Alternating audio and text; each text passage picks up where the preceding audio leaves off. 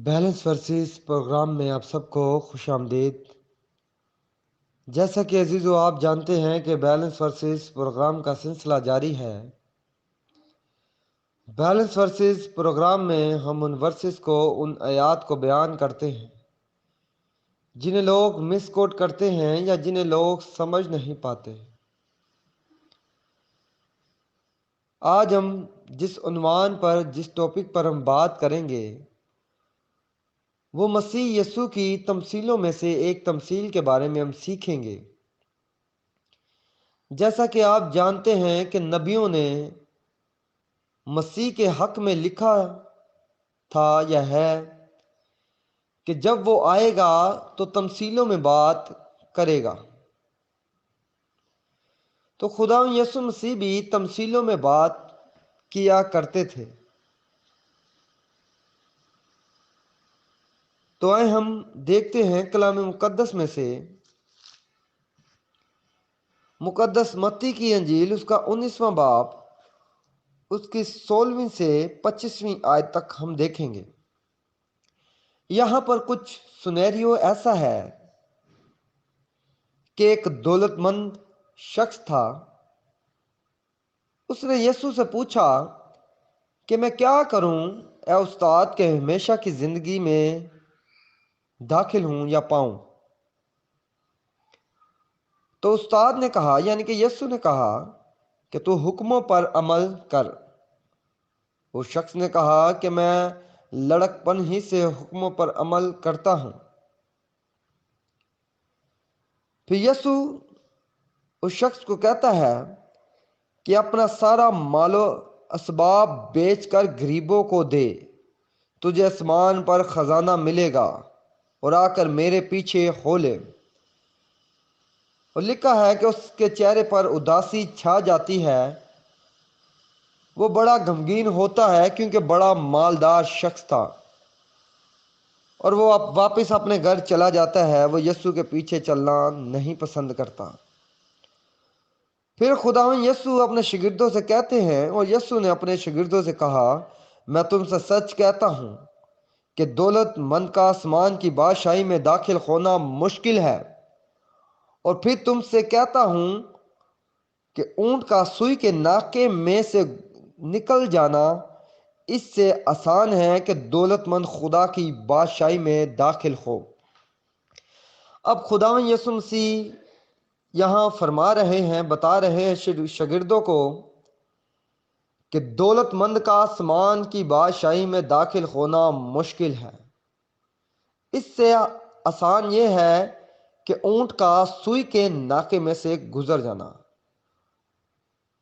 اب مسیح کی اس اسٹیٹمنٹ کو لوگ سمجھ نہیں پاتے، اس تمثیل کو سمجھ نہیں پاتے، اور سوال کرتے ہیں کہ کبھی ایسا ہوا ہے کہ اونٹ سوئی کے ناکے میں سے گزر جائے، یا یسوع نے کبھی ایسا کیا ہو، یا کسی نبی نے کیا ہو، یا بائبل مقدس میں ہمیں اس کا ذکر ملتا ہو، یا ایسا ہوا ہو۔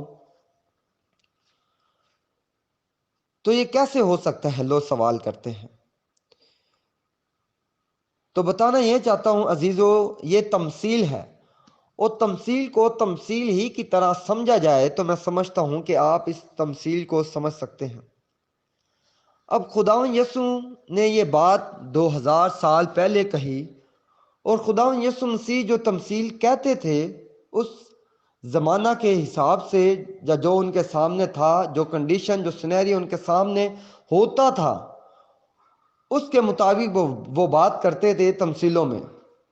اب یہ تمثیل کا مقصد کچھ ایسا ہے کہ جیسے بنی اسرائیل قوم نے یا یروشلم کے چاروں اور ایک دیوار تھی، جیسے ہم کرکٹ گراؤنڈ کو دیکھتے ہیں یا فٹ بال گراؤنڈ کو دیکھتے ہیں، تو وہ چاروں طرف سے دیوار ہوتی ہے، اور کم سے کم اس گراؤنڈ کے بھی 3 دروازے ہوتے ہیں۔ تو جناب ایسے ہی اس وقت کا، اس علاقہ کا منظر تھا کہ چاروں طرف ایک دیوار کی باؤنڈری تھی، اور اس میں 12 دروازے تھے۔ کتنے؟ 12۔ اب 12 تو دروازے تھے، مگر ایک دروازہ ایسا تھا جس کا نام یعنی کہ سوئی کا ناکا تھا، جسے سوئی کا ناکا کہا جاتا تھا، اسے 13واں دروازہ، وہ 13واں دروازہ تھا۔ اب وہ 13واں دروازہ سوئی کا ناکا اسے کیوں بولا جاتا تھا؟ اس لیے کیونکہ جیسے جو لوگ یروشلم کے اندر آتے تھے، خرید و فروخت کرنے آتے تھے، تو جب ٹائم زیادہ ہو جاتا تھا یا وقت ایک ایسا مقرر وقت ہوتا تھا کہ جب وہ 12 دروازے بند کیے جاتے تھے، یا جب ایسا بول سکتے ہیں کہ جب کہ رات پڑ جائے یا اندھیرا ہو جائے تو وہ دروازے بند کیے جاتے تھے۔ اب جو لوگ یروشلم کے اندر آ چکے ہیں ان کو جانا ہے باہر، اور جو لوگ یروشلم کے باہر رہ چکے ہیں ان کو آنا ہے اندر، اور 12 دروازے تو بند ہو چکے ہیں۔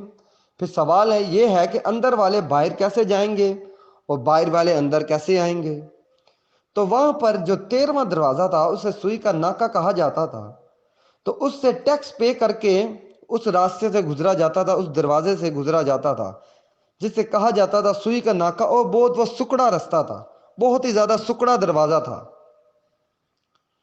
تو وہاں پر ہوتا یہ تھا کہ جناب جس نے اپنے اونٹ پر سامان لادا ہے اس کو سامان اتارنا پڑتا تھا اونٹ سے، پھر اونٹ کو گزارنا پڑتا تھا اس دروازے میں سے، تو پھر سامان کو دوبارہ اس دیوار کے اس پار لے کر جانا تھا، پھر سامان کو دوبارہ اونٹ پر یعنی کہ ڈالا جاتا تھا، پھر جاتے تھے۔ ایسے ہی جس کو اندر آنا ہوتا تھا اس سوئی کے ناکے جسے دروازہ 13واں دروازہ کہا جاتا ہے، ایسے ہی وہ پھر رکتے تھے اس دروازے کے سامنے، ٹیکس پے کرتے تھے اور اونٹ کے اوپر سے سامان اتارتے تھے، پھر اونٹ کو گزارتے تھے اس دروازے سے، پھر باری باری سے سامان لے کر جاتے تھے، پھر اونٹ پر لادتے تھے اور پھر اونٹ کو لے جاتے تھے۔ تو جناب اس واقعے کا جو منظر ہے وہ کچھ یوں ہے کہ جناب مسیح یعنی کہ یسوع ہمیں بتانا چاہتے ہیں کہ اونٹ اس سوئی کے ناکے میں سے گزر جائے گا اور تم اپنے سامان کے ساتھ باہر ہی رہو گے، باہر ہی رہو گے، اس سامان کے اپنی فکر میں باہر ہی رہو گے۔ پہلے اونٹ گزر جائے گا، اونٹ گزر سکتا ہے، ہو سکتا ہے پہلے اونٹ گزر جائے تو آپ کے ساتھ کوئی واقعہ پیش آ جائے اور تم ادھر ہی مر جاؤ۔ تو یسوع مسیح اس 13ویں دروازے کو جسے سوئی کا ناکا کہا جاتا تھا اس کی بات بتا رہے ہیں کہ دولت مند اپنے دولت کے ساتھ اس دروازے کے داخل، اس دروازے سے داخل نہیں ہو پائے گا۔ کیوں؟ کیونکہ پہلے وہ اونٹ گزر جاتا تھا اور پھر وہ باری باری سے سامان اٹھاتے تھے، پھر اس طرف لے کے جاتے تھے، پھر اونٹ پر ڈالتے تھے۔ تو پہلے وہ اونٹ کو گزارا کرتے تھے سامان، اور وہ شخص ادھر ہی رہتا تھا، اس دیوار کے اس طرف ہی رہتا تھا، اس دروازے سے داخل نہیں ہوتا تھا۔ تو یسوع مسیح کا بتانے کا مقصد یہ ہے کہ تم جو دولت سے محبت کرتے ہو، تم اور تمہاری دولت اس دروازے سے داخل نہیں ہو پائے گی، کیونکہ پہلے اونٹ اس سوئی کے ناکے میں سے گزر جائے گا۔ آسان یہ ہے کہ اونٹ کا سوئی کے ناکے میں سے گزر جائے گا، اور دولت مند اپنی دولت کی فکر میں یعنی کہ فکر مند رہے گا کہ اب میں اس دولت کا کیا کروں، اس سامان کا کیا کروں، لے کر جاؤں کہ نہیں لے کے جاؤں، چھوڑ دوں، اتنی محنت کرنی پڑے گی، کیا کرنا پڑے گا۔ ایسے ہی اس دولت مند کا بھی حال تھا، وہ اپنی دولت نہیں چھوڑ سکا، اپنی دولت کو نہیں چھوڑ سکا۔ اس نے یسوع کا انکار کیا اور اپنی دولت سے محبت کی۔ کیوں؟ کیونکہ سوئی کے ناکے میں سے اونٹ گزر چکا تھا، وہ اپنے دولت کے چکر میں اپنی دولت کے بارے میں سوچتا رہا تھا۔ تو یہ تھا اس تمثیل کا مقصد، اس تمثیل کا سنیریو، اس تمثیل کی حقیقت۔ خدا آپ کو برکت دے، آمین۔